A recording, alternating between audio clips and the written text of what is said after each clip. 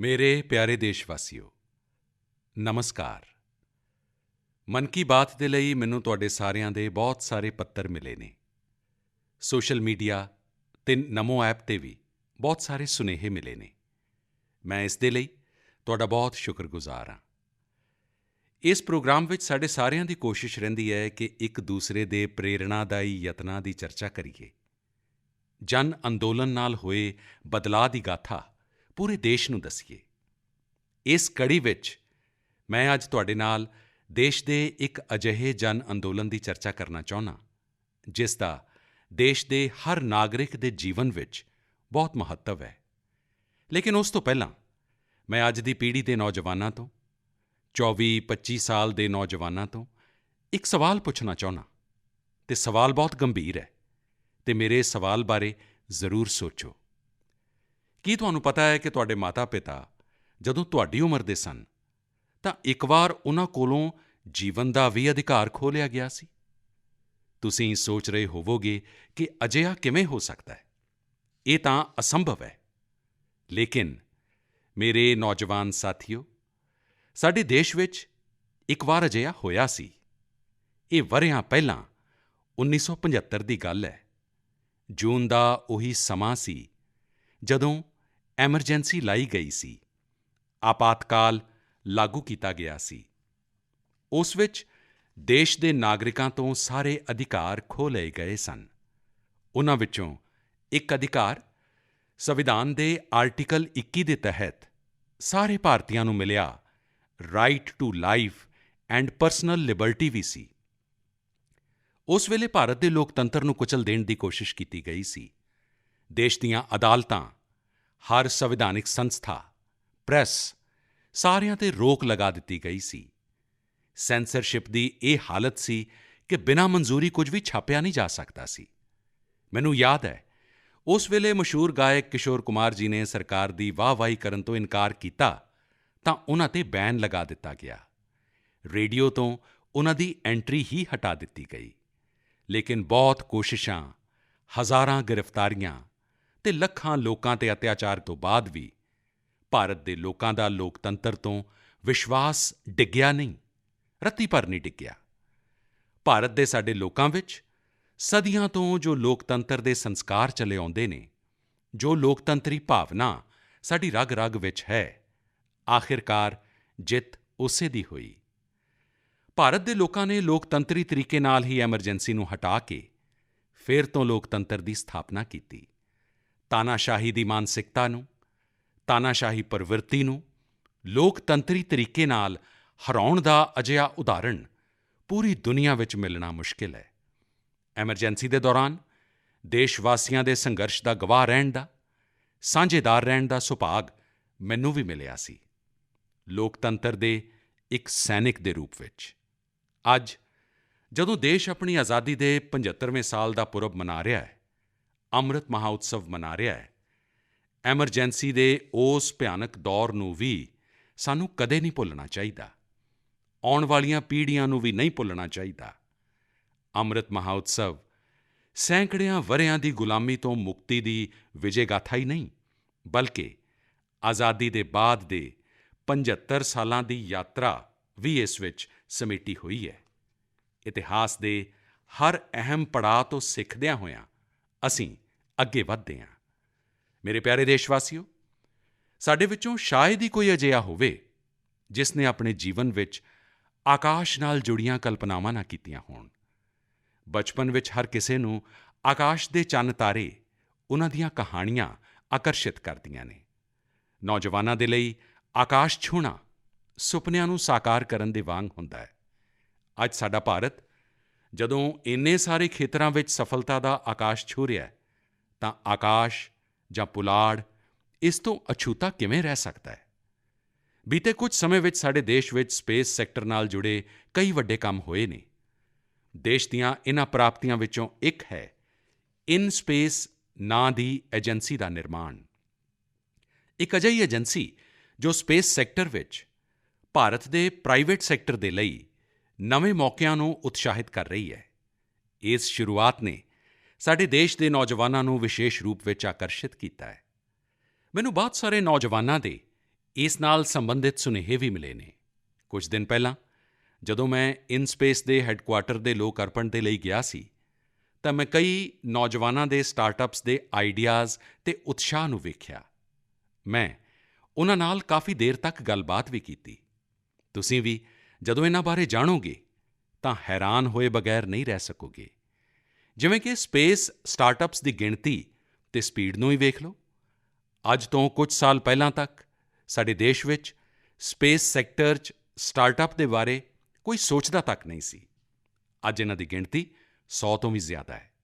ਇਹ ਸਾਰੇ ਸਟਾਰਟਅਪਸ ਇੱਕ ਅਜਿਹੇ ਆਈਡੀਆ 'ਤੇ ਕੰਮ ਕਰ ਰਹੇ ਨੇ ਜਿਨ੍ਹਾਂ ਦੇ ਬਾਰੇ ਜਾਂ ਤਾਂ ਸੋਚਿਆ ਹੀ ਨਹੀਂ ਜਾਂਦਾ ਸੀ ਜਾਂ ਫਿਰ ਪ੍ਰਾਈਵੇਟ ਸੈਕਟਰ ਦੇ ਲਈ ਅਸੰਭਵ ਮੰਨਿਆ ਜਾਂਦਾ ਸੀ। ਉਦਾਹਰਣ ਦੇ ਲਈ ਚੇਨਈ ਅਤੇ ਹੈਦਰਾਬਾਦ ਦੇ 2 ਸਟਾਰਟਅਪਸ ਨੇ ਅਗਨੀਕੁਲ ਅਤੇ ਸਕਾਈਰੂਟ। ਇਹ ਸਟਾਰਟਅਪਸ ਅਜਿਹੇ ਲਾਂਚ ਵਹੀਕਲ ਵਿਕਸਿਤ ਕਰ ਰਹੀਆਂ ਨੇ ਜੋ ਪੁਲਾੜ ਵਿੱਚ ਛੋਟੇ ਪੇਲੋਡਸ ਲੈ ਕੇ ਜਾਣਗੇ। ਇਸ ਨਾਲ ਸਪੇਸ ਲਾਂਚਿੰਗ ਦੀ ਕੀਮਤ ਬਹੁਤ ਘੱਟ ਹੋਣ ਦਾ ਅੰਦਾਜ਼ਾ ਹੈ। ਇਹੋ ਜਿਹਾ ਹੈਦਰਾਬਾਦ ਦਾ ਇੱਕ ਹੋਰ ਸਟਾਰਟਅਪ ਧਰੁਵਾ ਸਪੇਸ ਸੈਟੇਲਾਈਟ ਡਿਪਲੋਇਰ ਅਤੇ ਸੈਟੇਲਾਈਟ ਦੇ ਲਈ ਹਾਈ ਟੈਕਨੋਲੋਜੀ ਸੋਲਰ ਪੈਨਲਜ਼ 'ਤੇ ਕੰਮ ਕਰ ਰਿਹਾ ਹੈ। ਮੈਂ ਇੱਕ ਹੋਰ ਸਪੇਸ ਸਟਾਰਟਅਪ ਦਿਗੰਤਰਾ ਦੇ ਤਨਵੀਰ ਅਹਿਮਦ ਨੂੰ ਵੀ ਮਿਲਿਆ ਸੀ ਜੋ ਸਪੇਸ ਦੇ ਕਚਰੇ ਨੂੰ ਮੈਪ ਕਰਨ ਦੀ ਕੋਸ਼ਿਸ਼ ਕਰ ਰਹੇ ਨੇ। ਮੈਂ ਉਨ੍ਹਾਂ ਨੂੰ ਇੱਕ ਚੁਣੌਤੀ ਵੀ ਦਿੱਤੀ ਹੈ ਕਿ ਉਹ ਅਜਿਹੇ ਟੈਕਨੋਲੋਜੀ 'ਤੇ ਕੰਮ ਕਰਨ ਜਿਸ ਨਾਲ ਸਪੇਸ ਦੇ ਕਚਰੇ ਦਾ ਹੱਲ ਕੱਢਿਆ ਜਾ ਸਕੇ। ਦਿਗੰਤਰਾ ਅਤੇ ਧਰੁਵਾ ਸਪੇਸ ਦੋਵੇਂ ਹੀ 30 ਜੂਨ ਨੂੰ ਇਸਰੋ ਦੇ ਲਾਂਚ ਵਹੀਕਲ ਨਾਲ ਆਪਣਾ ਪਹਿਲਾ ਲਾਂਚ ਕਰਨ ਵਾਲੇ ਨੇ। ਇਸੇ ਤਰ੍ਹਾਂ ਬੈਂਗਲੁਰੂ ਦੇ ਇੱਕ ਸਪੇਸ ਸਟਾਰਟਅਪ ਐਸਟ੍ਰੋਮ ਦੀ ਸੰਸਥਾਪਕ ਨੇਹਾ ਵੀ ਇੱਕ ਕਮਾਲ ਦੇ ਆਈਡੀਆ 'ਤੇ ਕੰਮ ਕਰ ਰਹੀ ਹੈ। ਇਹ ਸਟਾਰਟਅਪ ਅਜਿਹੇ ਫਲੈਟ ਐਂਟੀਨਾ ਬਣਾ ਰਿਹਾ ਹੈ ਜੋ ਕਿ ਨਾ ਸਿਰਫ ਛੋਟੇ ਹੋਣਗੇ ਬਲਕਿ ਉਨ੍ਹਾਂ ਦੀ ਕੀਮਤ ਵੀ ਕਾਫੀ ਘੱਟ ਹੋਏਗੀ। ਇਸ ਟੈਕਨੋਲੋਜੀ ਦੀ ਮੰਗ ਪੂਰੀ ਦੁਨੀਆ ਵਿੱਚ ਹੋ ਸਕਦੀ ਹੈ। ਸਾਥੀਓ, ਇਨਸਪੇਸ ਦੇ ਪ੍ਰੋਗਰਾਮ ਵਿੱਚ ਮੈਂ ਮਹਿਸਾਣਾ ਦੀ ਸਕੂਲੀ ਵਿਦਿਆਰਥਣ ਬੇਟੀ ਤਨਵੀ ਪਟੇਲ ਨੂੰ ਮਿਲਿਆ ਸੀ। ਉਹ ਇੱਕ ਬਹੁਤ ਹੀ ਛੋਟੇ ਸੈਟੇਲਾਈਟ 'ਤੇ ਕੰਮ ਕਰ ਰਹੀ ਹੈ ਜੋ ਅਗਲੇ ਕੁਝ ਮਹੀਨਿਆਂ ਵਿੱਚ ਪੁਲਾੜ ਵਿੱਚ ਲਾਂਚ ਹੋਣ ਵਾਲੀ ਹੈ। ਤਨਵੀ ਨੇ ਮੈਨੂੰ ਗੁਜਰਾਤੀ ਵਿੱਚ ਬੜੀ ਸਰਲਤਾ ਨਾਲ ਆਪਣੇ ਕੰਮ ਬਾਰੇ ਦੱਸਿਆ ਸੀ। ਤਨਵੀ ਦੇ ਵਾਂਗ ਹੀ ਦੇਸ਼ ਦੇ ਲਗਭਗ 750 ਸਕੂਲੀ ਵਿਦਿਆਰਥੀ ਅੰਮ੍ਰਿਤ ਮਹੋਤਸਵ ਵਿੱਚ ਅਜਿਹੇ ਹੀ 75 ਸੈਟੇਲਾਈਟਾਂ 'ਤੇ ਕੰਮ ਕਰ ਰਹੇ ਨੇ। ਹੋਰ ਵੀ ਖੁਸ਼ੀ ਦੀ ਗੱਲ ਹੈ ਕਿ ਇਨ੍ਹਾਂ ਵਿੱਚ ਜ਼ਿਆਦਾਤਰ ਵਿਦਿਆਰਥੀ ਦੇਸ਼ ਦੇ ਛੋਟੇ ਸ਼ਹਿਰਾਂ ਤੋਂ ਨੇ। ਸਾਥੀਓ, ਇਹ ਉਹੀ ਨੌਜਵਾਨ ਨੇ ਜਿਨ੍ਹਾਂ ਦੇ ਮਨ ਵਿੱਚ ਅੱਜ ਤੋਂ ਕੁਝ ਸਾਲ ਪਹਿਲਾਂ ਸਪੇਸ ਸੈਕਟਰ ਦੀ ਛਵੀ ਕਿਸੇ ਗੁਪਤ ਮਿਸ਼ਨ ਵਰਗੀ ਹੁੰਦੀ ਸੀ, ਲੇਕਿਨ ਦੇਸ਼ ਨੇ ਸਪੇਸ ਸੁਧਾਰ ਕੀਤੇ ਅਤੇ ਉਹੀ ਨੌਜਵਾਨ ਹੁਣ ਆਪਣੇ ਸੈਟੇਲਾਈਟ ਲਾਂਚ ਕਰ ਰਹੇ ਨੇ। ਜਦੋਂ ਦੇਸ਼ ਦਾ ਨੌਜਵਾਨ ਆਕਾਸ਼ ਛੂਹਣ ਨੂੰ ਤਿਆਰ ਹੈ ਤਾਂ ਫਿਰ ਸਾਡਾ ਦੇਸ਼ ਪਿੱਛੇ ਕਿਵੇਂ ਰਹਿ ਸਕਦਾ ਹੈ। ਮੇਰੇ ਪਿਆਰੇ ਦੇਸ਼ਵਾਸੀਓ, ਮਨ ਕੀ ਬਾਤ ਵਿੱਚ ਹੁਣ ਇੱਕ ਅਜਿਹੇ ਵਿਸ਼ੇ ਦੀ ਗੱਲ ਜਿਸ ਨੂੰ ਸੁਣ ਕੇ ਤੁਹਾਡੇ ਮਨ ਨੂੰ ਖੁਸ਼ੀ ਵੀ ਹੋਏਗੀ ਅਤੇ ਤੁਹਾਨੂੰ ਪ੍ਰੇਰਣਾ ਵੀ ਮਿਲੇਗੀ। ਬੀਤੇ ਦਿਨੀਂ ਸਾਡੇ ਓਲੰਪਿਕ ਗੋਲਡ ਮੈਡਲ ਜੇਤੂ ਨੀਰਜ ਚੋਪੜਾ ਫਿਰ ਤੋਂ ਸੁਰਖੀਆਂ ਵਿੱਚ ਛਾਏ ਰਹੇ। ਓਲੰਪਿਕ ਤੋਂ ਬਾਅਦ ਵੀ ਉਹ ਇੱਕ ਤੋਂ ਬਾਅਦ ਇੱਕ ਸਫਲਤਾ ਦੇ ਨਵੇਂ-ਨਵੇਂ ਰਿਕਾਰਡ ਸਥਾਪਿਤ ਕਰ ਰਹੇ ਨੇ। ਫਿਨਲੈਂਡ ਵਿੱਚ ਨੀਰਜ ਨੇ ਪਾਵੋ ਨਰਮੀ ਗੇਮਜ਼ ਵਿੱਚ ਸਿਲਵਰ ਜਿੱਤਿਆ। ਇੰਨਾ ਹੀ ਨਹੀਂ, ਉਨ੍ਹਾਂ ਨੇ ਆਪਣੇ ਹੀ ਭਾਲਾ ਸੁੱਟਣ ਦੇ ਰਿਕਾਰਡ ਨੂੰ ਹੀ ਤੋੜ ਦਿੱਤਾ।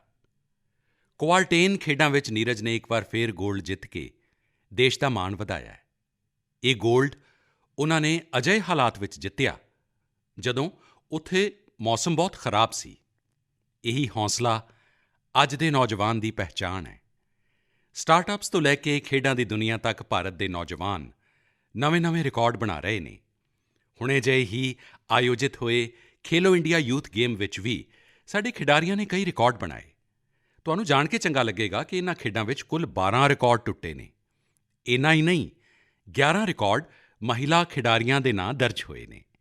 ਮਣੀਪੁਰ ਦੀ ਮਾਰਟੀਨਾ ਦੇਵੀ ਨੇ ਵੇਟ ਲਿਫਟਿੰਗ ਵਿੱਚ 8 ਰਿਕਾਰਡ ਬਣਾਏ ਨੇ। ਇਸੇ ਤਰ੍ਹਾਂ ਸੰਜਨਾ, ਸੋਨਾਕਸ਼ੀ ਅਤੇ ਭਾਵਨਾ ਨੇ ਵੀ ਵੱਖ-ਵੱਖ ਰਿਕਾਰਡ ਬਣਾਏ ਨੇ। ਆਪਣੀ ਮਿਹਨਤ ਨਾਲ ਇਨ੍ਹਾਂ ਖਿਡਾਰੀਆਂ ਨੇ ਵਿਖਾ ਦਿੱਤਾ ਹੈ ਕਿ ਆਉਣ ਵਾਲੇ ਸਮੇਂ ਵਿੱਚ ਅੰਤਰਰਾਸ਼ਟਰੀ ਖੇਡਾਂ ਵਿੱਚ ਭਾਰਤ ਦੀ ਸਾਖ ਕਿੰਨੀ ਵਧਣ ਵਾਲੀ ਹੈ। ਮੈਂ ਇਨ੍ਹਾਂ ਸਾਰੇ ਖਿਡਾਰੀਆਂ ਨੂੰ ਵਧਾਈ ਵੀ ਦਿੰਦਾ ਅਤੇ ਭਵਿੱਖ ਦੇ ਲਈ ਸ਼ੁਭਕਾਮਨਾਵਾਂ ਵੀ ਦਿੰਦਾ। ਸਾਥੀਓ, ਖੇਲੋ ਇੰਡੀਆ ਯੂਥ ਗੇਮਜ਼ ਦੀ ਇੱਕ ਹੋਰ ਖਾਸ ਗੱਲ ਰਹੀ ਹੈ। ਇਸ ਵਾਰ ਵੀ ਕਈ ਅਜਿਹੀਆਂ ਸ਼ਖਸੀਅਤਾਂ ਉੱਭਰ ਕੇ ਸਾਹਮਣੇ ਆਈਆਂ ਨੇ ਜੋ ਬਹੁਤ ਸਾਧਾਰਣ ਪਰਿਵਾਰਾਂ ਤੋਂ ਨੇ। ਇਨ੍ਹਾਂ ਖਿਡਾਰੀਆਂ ਨੇ ਆਪਣੇ ਜੀਵਨ ਵਿੱਚ ਕਾਫੀ ਸੰਘਰਸ਼ ਕੀਤਾ ਅਤੇ ਸਫਲਤਾ ਦੇ ਇਸ ਮੁਕਾਮ ਤੱਕ ਪਹੁੰਚੇ। ਇਨ੍ਹਾਂ ਦੀ ਸਫਲਤਾ ਵਿੱਚ ਇਨ੍ਹਾਂ ਦੇ ਪਰਿਵਾਰ ਅਤੇ ਮਾਤਾ-ਪਿਤਾ ਦੀ ਵੀ ਵੱਡੀ ਭੂਮਿਕਾ ਹੈ। 70 ਕਿਲੋਮੀਟਰ ਸਾਈਕਲਿੰਗ ਵਿੱਚ ਗੋਲਡ ਜਿੱਤਣ ਵਾਲੇ ਸ਼੍ਰੀਨਗਰ ਦੇ ਆਦਿਲ ਅਲਤਾਫ ਦੇ ਪਿਤਾ ਦਰਜੀ ਦਾ ਕੰਮ ਕਰਦੇ ਨੇ, ਲੇਕਿਨ ਉਨ੍ਹਾਂ ਨੇ ਆਪਣੇ ਬੇਟੇ ਦੇ ਸੁਪਨਿਆਂ ਨੂੰ ਪੂਰਾ ਕਰਨ ਲਈ ਕੋਈ ਕਸਰ ਬਾਕੀ ਨਹੀਂ ਛੱਡੀ। ਅੱਜ ਆਦਿਲ ਨੇ ਆਪਣੇ ਪਿਤਾ ਅਤੇ ਪੂਰੇ ਜੰਮੂ ਕਸ਼ਮੀਰ ਦਾ ਸਿਰ ਮਾਣ ਨਾਲ ਉੱਚਾ ਕੀਤਾ ਹੈ। ਵੇਟ ਲਿਫਟਿੰਗ ਵਿੱਚ ਗੋਲਡ ਜਿੱਤਣ ਵਾਲੇ ਚੇਨਈ ਦੇ ਐਲ ਧਨੁਸ਼ ਦੇ ਪਿਤਾ ਵੀ ਇੱਕ ਸਾਧਾਰਣ ਕਾਰਪੈਂਟਰ ਨੇ।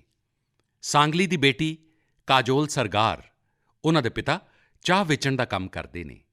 ਕਾਜੋਲ ਆਪਣੇ ਪਿਤਾ ਦੇ ਕੰਮ ਵਿੱਚ ਸਹਾਇਤਾ ਵੀ ਕਰਦੀ ਸੀ ਅਤੇ ਵੇਟ ਲਿਫਟਿੰਗ ਦੀ ਪ੍ਰੈਕਟਿਸ ਵੀ ਕਰਦੀ ਸੀ। ਉਨ੍ਹਾਂ ਦੀ ਅਤੇ ਉਨ੍ਹਾਂ ਦੇ ਪਰਿਵਾਰ ਦੀ ਇਹ ਮਿਹਨਤ ਰੰਗ ਲਿਆਈ ਅਤੇ ਕਾਜੋਲ ਨੇ ਵੇਟ ਲਿਫਟਿੰਗ ਵਿੱਚ ਖੂਬ ਵਾਹ-ਵਾਹ ਖੱਟੀ ਹੈ। ਠੀਕ ਇਸੇ ਤਰ੍ਹਾਂ ਦਾ ਕਰਿਸ਼ਮਾ ਰੋਹਤਕ ਦੀ ਤਨੂ ਨੇ ਵੀ ਕੀਤਾ ਹੈ। ਤਨੂ ਦੇ ਪਿਤਾ ਰਾਜਵੀਰ ਸਿੰਘ ਰੋਹਤਕ ਵਿੱਚ ਇੱਕ ਸਕੂਲ ਦੇ ਬੱਸ ਡਰਾਈਵਰ ਨੇ। ਤਨੂ ਨੇ ਕੁਸ਼ਤੀ ਵਿੱਚ ਸੋਨ ਤਮਗਾ ਜਿੱਤ ਕੇ ਆਪਣਾ ਅਤੇ ਆਪਣੇ ਪਰਿਵਾਰ ਦਾ, ਆਪਣੇ ਪਿਤਾ ਦਾ ਸੁਪਨਾ ਸੱਚ ਕਰਕੇ ਵਿਖਾਇਆ ਹੈ। ਸਾਥੀਓ, ਖੇਡ ਜਗਤ ਵਿੱਚ ਹੁਣ ਭਾਰਤੀ ਖਿਡਾਰੀਆਂ ਦਾ ਦਬਦਬਾ ਤਾਂ ਵਧ ਹੀ ਰਿਹਾ ਹੈ, ਨਾਲ ਹੀ ਭਾਰਤੀ ਖੇਡਾਂ ਦੀ ਨਵੀਂ ਪਛਾਣ ਵੀ ਬਣ ਰਹੀ ਹੈ। ਜਿਵੇਂ ਕਿ ਇਸ ਵਾਰ ਖੇਲੋ ਇੰਡੀਆ ਯੂਥ ਗੇਮਜ਼ ਵਿੱਚ ਓਲੰਪਿਕ 'ਚ ਸ਼ਾਮਲ ਹੋਣ ਵਾਲੇ ਮੁਕਾਬਲਿਆਂ ਤੋਂ ਇਲਾਵਾ 5 ਸਵਦੇਸ਼ੀ ਖੇਡ ਵੀ ਸ਼ਾਮਲ ਹੋਏ ਨੇ। ਇਹ 5 ਖੇਡ ਨੇ ਗੱਤਕਾ, ਥਾਂਗ ਤਾ, ਯੋਗਾਸਨ, ਕਲਰੀਪਾਇਟੂ ਅਤੇ ਮਲਖੰਬ। ਸਾਥੀਓ, ਭਾਰਤ ਵਿੱਚ ਇੱਕ ਅਜਿਹੀ ਖੇਡ ਦਾ ਅੰਤਰਰਾਸ਼ਟਰੀ ਟੂਰਨਾਮੈਂਟ ਹੋਣ ਵਾਲਾ ਹੈ ਜਿਸ ਖੇਡ ਦਾ ਜਨਮ ਸਦੀਆਂ ਪਹਿਲਾਂ ਸਾਡੇ ਹੀ ਦੇਸ਼ ਵਿੱਚ ਹੋਇਆ ਸੀ, ਭਾਰਤ ਵਿੱਚ ਹੋਇਆ ਸੀ। ਇਹ ਆਯੋਜਨ ਹੈ 28 ਜੁਲਾਈ ਤੋਂ ਸ਼ੁਰੂ ਹੋਣ ਵਾਲੇ ਸ਼ਤਰੰਜ ਓਲੰਪੀਆਡ ਦਾ। ਇਸ ਵਾਰ ਸ਼ਤਰੰਜ ਓਲੰਪੀਆਡ ਵਿੱਚ 180 ਤੋਂ ਜ਼ਿਆਦਾ ਦੇਸ਼ ਹਿੱਸਾ ਲੈ ਰਹੇ ਨੇ। ਖੇਡ ਅਤੇ ਫਿਟਨੈਸ ਦੀ ਸਾਡੀ ਅੱਜ ਦੀ ਚਰਚਾ ਇੱਕ ਹੋਰ ਨਾਂ ਤੋਂ ਬਿਨਾਂ ਪੂਰੀ ਨਹੀਂ ਹੋ ਸਕਦੀ। ਇਹ ਨਾਂ ਹੈ ਤੇਲੰਗਾਨਾ ਦੀ ਪਰਬਤਾਰੋਹੀ ਪੂਰਨਾ ਮਾਲਾਵਥ ਦਾ। ਪੂਰਨਾ ਨੇ 7 ਸਮਿਟਸ ਚੈਲੰਜ ਨੂੰ ਪੂਰਾ ਕਰਕੇ ਕਾਮਯਾਬੀ ਦਾ ਇੱਕ ਹੋਰ ਝੰਡਾ ਲਹਿਰਾਇਆ ਹੈ। 7 ਸਮਿਟਸ ਚੈਲੰਜ ਯਾਨੀ ਦੁਨੀਆ ਦੀਆਂ 7 ਸਭ ਤੋਂ ਮੁਸ਼ਕਿਲ ਅਤੇ ਉੱਚੀਆਂ ਪਹਾੜੀਆਂ 'ਤੇ ਚੜ੍ਹਨ ਦੀ ਚੁਣੌਤੀ। ਪੂਰਨਾ ਨੇ ਆਪਣੇ ਬੁਲੰਦ ਹੌਸਲੇ ਦੇ ਨਾਲ ਨਾਰਥ ਅਮਰੀਕਾ ਦੀ ਸਭ ਤੋਂ ਉੱਚੀ ਚੋਟੀ ਮਾਊਂਟ ਦੇਨਾਲੀ ਦੀ ਚੜ੍ਹਾਈ ਪੂਰੀ ਕਰਕੇ ਦੇਸ਼ ਨੂੰ ਮਾਣਮੱਤਾ ਕੀਤਾ ਹੈ। ਪੂਰਨਾ ਭਾਰਤ ਦੀ ਉਹ ਬੇਟੀ ਹੈ ਜਿਨ੍ਹਾਂ ਨੇ ਸਿਰਫ 13 ਸਾਲ ਦੀ ਉਮਰ ਵਿੱਚ ਮਾਊਂਟ ਐਵਰੈਸਟ 'ਤੇ ਜਿੱਤ ਹਾਸਿਲ ਕਰਨ ਦਾ ਅਨੋਖਾ ਕਾਰਨਾਮਾ ਕਰ ਵਿਖਾਇਆ ਸੀ। ਸਾਥੀਓ, ਜਦੋਂ ਗੱਲ ਖੇਡਾਂ ਦੀ ਹੋ ਰਹੀ ਹੋਵੇ ਤਾਂ ਮੈਂ ਅੱਜ ਭਾਰਤ ਦੀ ਸਭ ਤੋਂ ਪ੍ਰਤਿਭਾਸ਼ਾਲੀ ਕ੍ਰਿਕਟਰਾਂ ਵਿੱਚੋਂ ਇੱਕ ਮਿਤਾਲੀ ਰਾਜ ਦੀ ਵੀ ਚਰਚਾ ਕਰਨਾ ਚਾਹਾਂਗਾ। ਉਨ੍ਹਾਂ ਨੇ ਇਸੇ ਮਹੀਨੇ ਕ੍ਰਿਕਟ ਤੋਂ ਸੰਨਿਆਸ ਲੈਣ ਦਾ ਐਲਾਨ ਕੀਤਾ ਹੈ, ਜਿਸ ਨੇ ਕਈ ਖੇਡ ਪ੍ਰੇਮੀਆਂ ਨੂੰ ਭਾਵੁਕ ਕਰ ਦਿੱਤਾ ਹੈ। ਮਿਤਾਲੀ ਸਿਰਫ ਇੱਕ ਅਸਾਧਾਰਣ ਖਿਡਾਰੀ ਹੀ ਨਹੀਂ ਰਹੀ ਹੈ, ਬਲਕਿ ਅਨੇਕਾਂ ਖਿਡਾਰੀਆਂ ਦੇ ਲਈ ਪ੍ਰੇਰਣਾ ਦਾ ਸਰੋਤ ਵੀ ਰਹੀ ਹੈ। ਮੈਂ ਮਿਤਾਲੀ ਨੂੰ ਉਨ੍ਹਾਂ ਦੇ ਭਵਿੱਖ ਲਈ ਢੇਰ ਸਾਰੀਆਂ ਸ਼ੁਭਕਾਮਨਾਵਾਂ ਦਿੰਦਾ। ਮੇਰੇ ਪਿਆਰੇ ਦੇਸ਼ਵਾਸੀਓ, ਅਸੀਂ ਮਨ ਕੀ ਬਾਤ ਵਿੱਚ ਵੇਸਟ ਟੂ ਵੈਲਥ ਨਾਲ ਜੁੜੇ ਸਫਲ ਯਤਨਾਂ ਦੀ ਚਰਚਾ ਕਰਦੇ ਰਹੇ ਹਾਂ। ਅਜਿਹਾ ਹੀ ਇੱਕ ਉਦਾਹਰਣ ਹੈ ਮਿਜ਼ੋਰਮ ਦੀ ਰਾਜਧਾਨੀ ਆਈਜ਼ਵਾਲ ਦਾ। ਆਈਜ਼ਵਾਲ ਵਿੱਚ ਇੱਕ ਖੂਬਸੂਰਤ ਨਦੀ ਹੈ ਚਿਟੇ ਲੂਈ, ਜੋ ਵਰ੍ਹਿਆਂ ਦੀ ਨਜ਼ਰਅੰਦਾਜ਼ੀ ਦੇ ਕਾਰਨ ਗੰਦਗੀ ਅਤੇ ਕਚਰੇ ਦੇ ਢੇਰ ਵਿੱਚ ਬਦਲ ਗਈ। ਪਿਛਲੇ ਕੁਝ ਸਾਲਾਂ ਵਿੱਚ ਇਸ ਨਦੀ ਨੂੰ ਬਚਾਉਣ ਦੇ ਲਈ ਯਤਨ ਸ਼ੁਰੂ ਹੋਏ ਨੇ।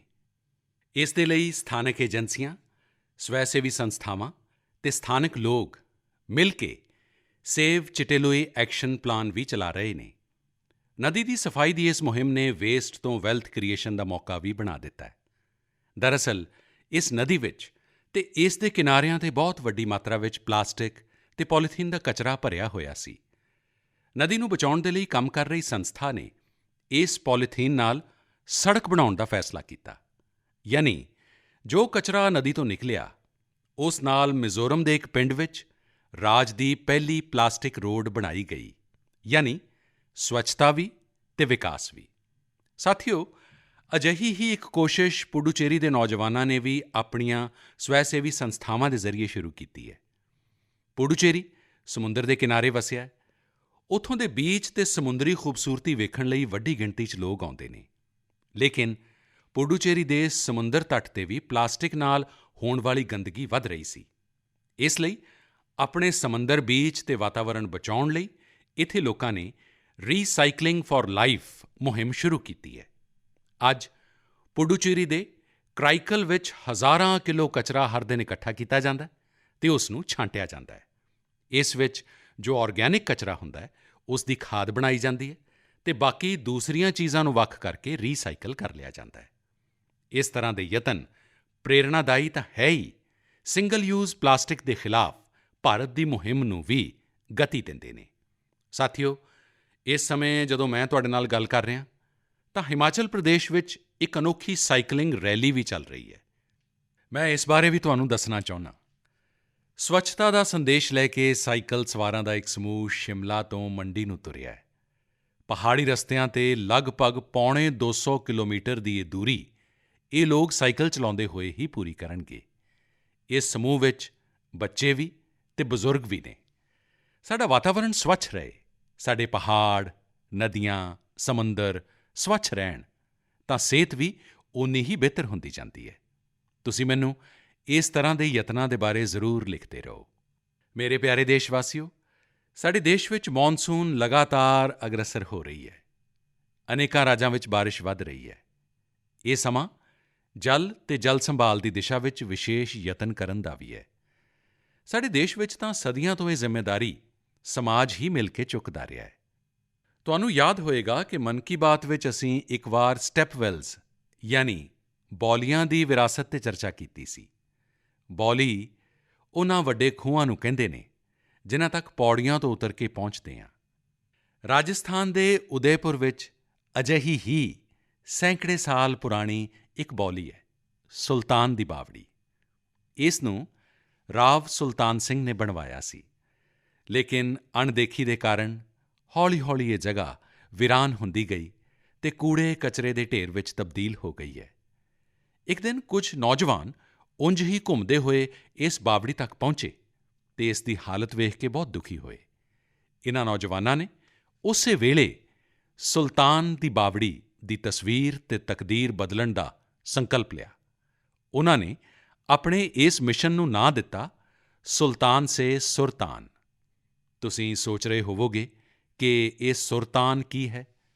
ਦਰਅਸਲ ਆਪਣੇ ਯਤਨਾਂ ਨਾਲ ਇਨ੍ਹਾਂ ਨੌਜਵਾਨਾਂ ਨੇ ਨਾ ਸਿਰਫ ਬਾਵੜੀ ਦਾ ਕਾਇਆ-ਕਲਪ ਕੀਤਾ, ਬਲਕਿ ਇਸ ਨੂੰ ਸੰਗੀਤ ਦੇ ਸੁਰ ਅਤੇ ਤਾਨ ਨਾਲ ਵੀ ਜੋੜ ਦਿੱਤਾ ਹੈ। ਸੁਲਤਾਨ ਕੀ ਬਾਵੜੀ ਦੀ ਸਫਾਈ ਤੋਂ ਬਾਅਦ, ਉਸ ਨੂੰ ਸਜਾਉਣ ਤੋਂ ਬਾਅਦ ਉੱਥੇ ਸੁਰ ਅਤੇ ਸੰਗੀਤ ਦਾ ਪ੍ਰੋਗਰਾਮ ਹੁੰਦਾ ਹੈ। ਇਸ ਬਦਲਾਅ ਦੀ ਇੰਨੀ ਚਰਚਾ ਹੈ ਕਿ ਵਿਦੇਸ਼ ਤੋਂ ਕਈ ਲੋਕ ਇਸ ਨੂੰ ਵੇਖਣ ਆਉਣ ਲੱਗੇ ਨੇ।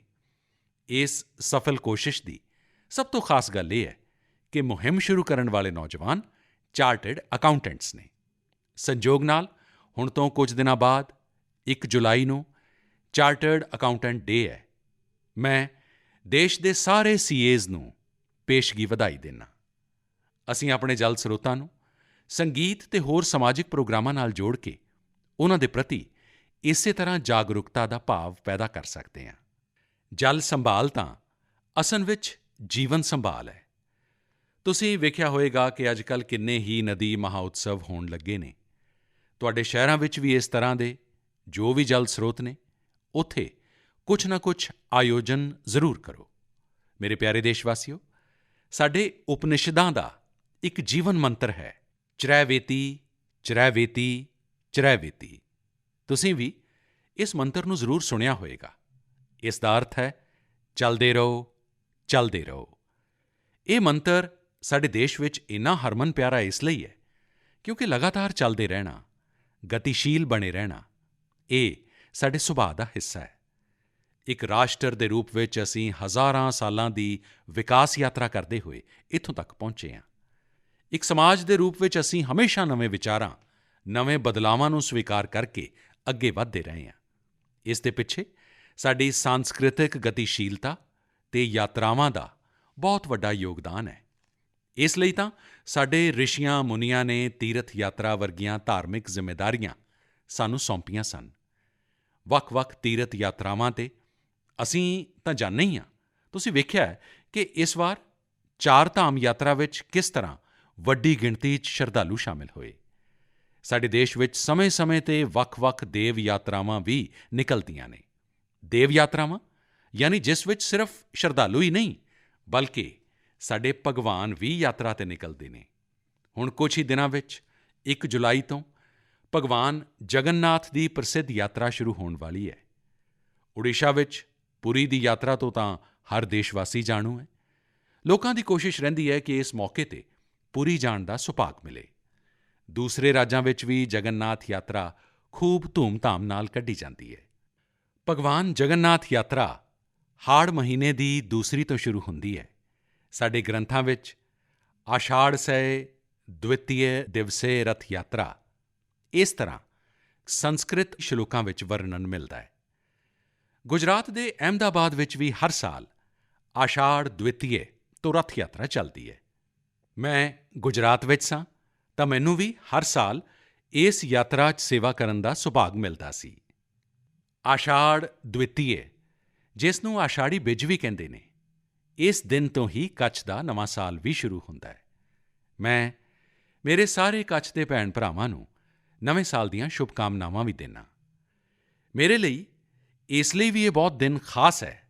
ਮੈਨੂੰ ਯਾਦ ਹੈ ਆਸ਼ਾੜ ਦਵਿਤੀਯ ਤੋਂ ਇੱਕ ਦਿਨ ਪਹਿਲਾਂ ਯਾਨੀ ਹਾੜ੍ਹ ਦੀ ਪਹਿਲੀ ਤਾਰੀਖ ਨੂੰ ਅਸੀਂ ਗੁਜਰਾਤ ਵਿੱਚ ਇੱਕ ਸੰਸਕ੍ਰਿਤ ਉਤਸਵ ਦੀ ਸ਼ੁਰੂਆਤ ਕੀਤੀ ਸੀ, ਜਿਸ ਵਿੱਚ ਸੰਸਕ੍ਰਿਤ ਭਾਸ਼ਾ ਵਿੱਚ ਗੀਤ-ਸੰਗੀਤ ਅਤੇ ਸਾਂਸਕ੍ਰਿਤਿਕ ਪ੍ਰੋਗਰਾਮ ਹੁੰਦੇ ਸਨ। ਇਸ ਆਯੋਜਨ ਦਾ ਨਾਂ ਹੈ ਆਸ਼ਾੜਸਯ ਪ੍ਰਥਮ ਦਿਵਸੇ। ਉਤਸਵ ਨੂੰ ਇੱਕ ਖਾਸ ਨਾਂ ਦੇਣ ਦੇ ਪਿੱਛੇ ਵੀ ਇੱਕ ਵਜ੍ਹਾ ਹੈ। ਦਰਅਸਲ ਸੰਸਕ੍ਰਿਤ ਦੇ ਮਹਾਨ ਕਵੀ ਕਾਲੀਦਾਸ ਨੇ ਹਾੜ੍ਹ ਮਹੀਨੇ ਤੋਂ ਹੀ ਮੀਂਹ ਦੇ ਆਉਣ 'ਤੇ ਮੇਘਦੂਤਮ ਲਿਖਿਆ ਸੀ। ਮੇਘਦੂਤਮ ਵਿੱਚ ਇੱਕ ਸ਼ਲੋਕ ਹੈ, ਆਸ਼ਾੜਸਯ ਪ੍ਰਥਮ ਦਿਵਸੇ ਮੇਘਮ ਆਸ਼ਲਿਸ਼ਟ ਸਾਨੁਮ, ਯਾਨੀ ਹਾੜ੍ਹ ਦੇ ਪਹਿਲੇ ਦਿਨ ਪਹਾੜਾਂ ਦੀਆਂ ਚੋਟੀਆਂ ਨਾਲ ਲਿਪਟੇ ਹੋਏ ਬੱਦਲ। ਇਹੀ ਸ਼ਲੋਕ ਇਸ ਆਯੋਜਨ ਦਾ ਆਧਾਰ ਬਣਿਆ। ਸਾਥੀਓ, ਅਹਿਮਦਾਬਾਦ ਹੋਵੇ ਜਾਂ ਪੁਰੀ, ਭਗਵਾਨ ਜਗਨਨਾਥ ਆਪਣੀ ਇਸ ਯਾਤਰਾ ਦੇ ਜ਼ਰੀਏ ਸਾਨੂੰ ਕਈ ਡੂੰਘੇ ਮਨੁੱਖੀ ਸੁਨੇਹੇ ਵੀ ਦਿੰਦੇ ਨੇ। ਭਗਵਾਨ ਜਗਨਨਾਥ ਜਗਤ ਦੇ ਸੁਆਮੀ ਤਾਂ ਹੈਣ ਹੀ, ਲੇਕਿਨ ਉਨ੍ਹਾਂ ਦੀ ਯਾਤਰਾ ਵਿੱਚ ਗਰੀਬਾਂ, ਵਾਂਝੇ ਲੋਕਾਂ ਲਈ ਵਿਸ਼ੇਸ਼ ਭਾਗੀਦਾਰੀ ਹੁੰਦੀ ਹੈ। ਭਗਵਾਨ ਵੀ ਸਮਾਜ ਦੇ ਹਰ ਵਰਗ ਅਤੇ ਹਰ ਵਿਅਕਤੀ ਦੇ ਨਾਲ ਚੱਲਦੇ ਨੇ। ਇੰਝ ਹੀ ਸਾਡੇ ਦੇਸ਼ ਵਿੱਚ ਜਿੰਨੀਆਂ ਵੀ ਯਾਤਰਾਵਾਂ ਹੁੰਦੀਆਂ ਨੇ, ਸਭ ਵਿੱਚ ਗਰੀਬ-ਅਮੀਰ, ਊਚ-ਨੀਚ ਅਜਿਹਾ ਕੋਈ ਭੇਦਭਾਵ ਨਜ਼ਰ ਨਹੀਂ ਆਉਂਦਾ। ਸਾਰੇ ਭੇਦਭਾਵ ਤੋਂ ਉੱਪਰ ਉੱਠ ਕੇ ਯਾਤਰਾ ਹੀ ਸਭ ਤੋਂ ਉੱਚੀ ਹੁੰਦੀ ਹੈ। ਜਿਵੇਂ ਕਿ ਮਹਾਰਾਸ਼ਟਰ ਵਿੱਚ ਪੰਢਰਪੁਰ ਦੀ ਯਾਤਰਾ ਦੇ ਬਾਰੇ 'ਚ ਤੁਸੀਂ ਜ਼ਰੂਰ ਸੁਣਿਆ ਹੋਵੇਗਾ। ਪੰਢਰਪੁਰ ਦੀ ਯਾਤਰਾ 'ਚ ਨਾ ਕੋਈ ਵੱਡਾ ਹੁੰਦਾ ਹੈ, ਨਾ ਕੋਈ ਛੋਟਾ ਹੁੰਦਾ ਹੈ। ਹਰ ਕੋਈ ਸੇਵਕ ਹੁੰਦਾ ਹੈ, ਭਗਵਾਨ ਵਿਠਲ ਦਾ ਸੇਵਕ ਹੁੰਦਾ ਹੈ। ਹੁਣ 4 ਦਿਨ ਬਾਅਦ ਹੀ 30 ਜੂਨ ਤੋਂ ਅਮਰਨਾਥ ਯਾਤਰਾ ਵੀ ਸ਼ੁਰੂ ਹੋਣ ਵਾਲੀ ਹੈ। ਪੂਰੇ ਦੇਸ਼ ਤੋਂ ਸ਼ਰਧਾਲੂ ਅਮਰਨਾਥ ਯਾਤਰਾ ਦੇ ਲਈ ਜੰਮੂ ਕਸ਼ਮੀਰ ਪਹੁੰਚਦੇ ਨੇ। ਜੰਮੂ ਕਸ਼ਮੀਰ ਦੇ ਸਥਾਨਕ ਲੋਕ ਉਨੀ ਹੀ ਸ਼ਰਧਾ ਨਾਲ ਇਸ ਯਾਤਰਾ ਦੀ ਜ਼ਿੰਮੇਵਾਰੀ ਚੁੱਕਦੇ ਨੇ ਅਤੇ ਤੀਰਥ ਯਾਤਰੀਆਂ ਦਾ ਸਹਿਯੋਗ ਕਰਦੇ ਨੇ। ਸਾਥੀਓ, ਦੱਖਣ ਵਿੱਚ ਵੀ ਅਜਿਹਾ ਹੀ ਮਹੱਤਵ ਸਬਰੀਮਾਲਾ ਯਾਤਰਾ ਦਾ ਵੀ ਹੈ। ਸਬਰੀਮਾਲਾ ਦੀਆਂ ਪਹਾੜੀਆਂ 'ਤੇ ਭਗਵਾਨ ਅਯੱਪਾ ਦੇ ਦਰਸ਼ਨ ਕਰਨ ਦੇ ਲਈ ਇਹ ਯਾਤਰਾ ਉਦੋਂ ਤੋਂ ਚੱਲ ਰਹੀ ਹੈ ਜਦੋਂ ਇਹ ਰਸਤਾ ਪੂਰੀ ਤਰ੍ਹਾਂ ਜੰਗਲਾਂ ਨਾਲ ਘਿਰਿਆ ਰਹਿੰਦਾ ਸੀ। ਅੱਜ ਵੀ ਲੋਕ ਜਦੋਂ ਇਨ੍ਹਾਂ ਯਾਤਰਾਵਾਂ 'ਤੇ ਜਾਂਦੇ ਨੇ ਤਾਂ ਉਨ੍ਹਾਂ ਦੇ ਧਾਰਮਿਕ ਵਿਧੀ-ਵਿਧਾਨ ਤੋਂ ਲੈ ਕੇ ਰੁਕਣ-ਠਹਿਰਣ ਦੀ ਵਿਵਸਥਾ ਤੱਕ ਗਰੀਬਾਂ ਦੇ ਲਈ ਕਿੰਨੇ ਮੌਕੇ ਪੈਦਾ ਹੁੰਦੇ ਨੇ। ਯਾਨੀ ਇਹ ਯਾਤਰਾਵਾਂ ਪ੍ਰਤੱਖ ਰੂਪ ਵਿੱਚ ਸਾਨੂੰ ਗਰੀਬਾਂ ਦੀ ਸੇਵਾ ਦਾ ਮੌਕਾ ਦਿੰਦੀਆਂ ਨੇ ਅਤੇ ਗਰੀਬਾਂ ਦੇ ਲਈ ਓਨੀਆਂ ਹੀ ਹਿਤਕਾਰੀ ਹੁੰਦੀਆਂ ਨੇ। ਇਸ ਲਈ ਤਾਂ ਦੇਸ਼ ਵੀ ਹੁਣ ਅਧਿਆਤਮਿਕ ਯਾਤਰਾਵਾਂ ਵਿੱਚ ਸ਼ਰਧਾਲੂਆਂ ਦੇ ਲਈ ਸਹੂਲਤਾਂ ਵਧਾਉਣ ਲਈ ਇੰਨੇ ਸਾਰੇ ਯਤਨ ਕਰ ਰਿਹਾ ਹੈ। ਤੁਸੀਂ ਵੀ ਅਜਿਹੀ ਕਿਸੇ ਯਾਤਰਾ 'ਤੇ ਜਾਓਗੇ ਤਾਂ ਤੁਹਾਨੂੰ ਅਧਿਆਤਮ ਦੇ ਨਾਲ-ਨਾਲ ਇੱਕ ਭਾਰਤ ਸ਼੍ਰੇਸ਼ਠ ਭਾਰਤ ਦੇ ਦਰਸ਼ਨ ਵੀ ਹੋਣਗੇ। ਮੇਰੇ ਪਿਆਰੇ ਦੇਸ਼ਵਾਸੀਓ, ਹਮੇਸ਼ਾ ਦੇ ਵਾਂਗ ਇਸ ਵਾਰ ਵੀ ਮਨ ਕੀ ਬਾਤ ਦੇ ਜ਼ਰੀਏ ਤੁਹਾਡੇ ਸਾਰਿਆਂ ਨਾਲ ਜੁੜਨ ਦਾ ਇਹ ਅਨੁਭਵ ਬਹੁਤ ਸੁਖਦ ਰਿਹਾ। ਅਸੀਂ ਦੇਸ਼ਵਾਸੀਆਂ ਦੀਆਂ ਸਫਲਤਾਵਾਂ ਅਤੇ ਪ੍ਰਾਪਤੀਆਂ ਦੀ ਚਰਚਾ ਕੀਤੀ। ਇਸ ਸਾਰੇ ਵਿਚਕਾਰ ਅਸੀਂ ਕੋਰੋਨਾ ਦੇ ਖਿਲਾਫ ਸਾਵਧਾਨੀ ਨੂੰ ਵੀ ਧਿਆਨ ਵਿੱਚ ਰੱਖਣਾ ਹੈ। ਹਾਲਾਂਕਿ ਇਹ ਸੰਤੋਸ਼ ਦੀ ਗੱਲ ਹੈ ਕਿ ਅੱਜ ਦੇਸ਼ ਦੇ ਕੋਲ ਵੈਕਸੀਨ ਦਾ ਵਿਆਪਕ ਸੁਰੱਖਿਆ ਕਵਚ ਮੌਜੂਦ ਹੈ। ਅਸੀਂ 200 ਕਰੋੜ ਵੈਕਸੀਨ ਡੋਜ਼ ਦੇ ਨਜ਼ਦੀਕ ਪਹੁੰਚ ਗਏ ਹਾਂ। ਦੇਸ਼ ਵਿੱਚ ਤੇਜ਼ੀ ਨਾਲ ਪ੍ਰੀਕਾਸ਼ਨ ਡੋਜ਼ ਵੀ ਲਗਾਈ ਜਾ ਰਹੀ ਹੈ। ਜੇਕਰ ਤੁਹਾਡੀ ਸੈਕੰਡ ਡੋਜ਼ ਤੋਂ ਬਾਅਦ ਪ੍ਰੀਕਾਸ਼ਨ ਡੋਜ਼ ਦਾ ਸਮਾਂ ਹੋ ਗਿਆ ਹੈ, ਤਾਂ ਤੁਸੀਂ ਇਹ ਤੀਸਰੀ ਡੋਜ਼ ਜ਼ਰੂਰ ਲਓ। ਆਪਣੇ ਪਰਿਵਾਰ ਦੇ ਲੋਕਾਂ ਨੂੰ, ਖਾਸ ਕਰਕੇ ਬਜ਼ੁਰਗਾਂ ਨੂੰ ਵੀ ਪ੍ਰੀਕਾਸ਼ਨ ਡੋਜ਼ ਲਗਵਾਓ। ਅਸੀਂ ਹੱਥਾਂ ਦੀ ਸਫਾਈ ਅਤੇ ਮਾਸਕ ਵਰਗੀਆਂ ਜ਼ਰੂਰੀ ਸਾਵਧਾਨੀਆਂ ਵੀ ਵਰਤਣੀਆਂ ਨੇ। ਅਸੀਂ ਬਾਰਿਸ਼ ਦੇ ਦੌਰਾਨ ਆਸ-ਪਾਸ ਗੰਦਗੀ ਤੋਂ ਹੋਣ ਵਾਲੀਆਂ ਬਿਮਾਰੀਆਂ ਤੋਂ ਵੀ ਸੁਚੇਤ ਰਹਿਣਾ ਹੈ। ਤੁਸੀਂ ਸਾਰੇ ਸੁਚੇਤ ਰਹੋ, ਸਵਸਥ ਰਹੋ ਅਤੇ ਅਜਿਹੀ ਹੀ ਊਰਜਾ ਨਾਲ ਅੱਗੇ ਵਧਦੇ ਰਹੋ। ਅਗਲੇ ਮਹੀਨੇ ਅਸੀਂ ਇੱਕ ਵਾਰ ਫਿਰ ਮਿਲਾਂਗੇ। ਉਦੋਂ ਤੱਕ ਦੇ ਲਈ ਬਹੁਤ-ਬਹੁਤ ਧੰਨਵਾਦ। ਨਮਸਕਾਰ।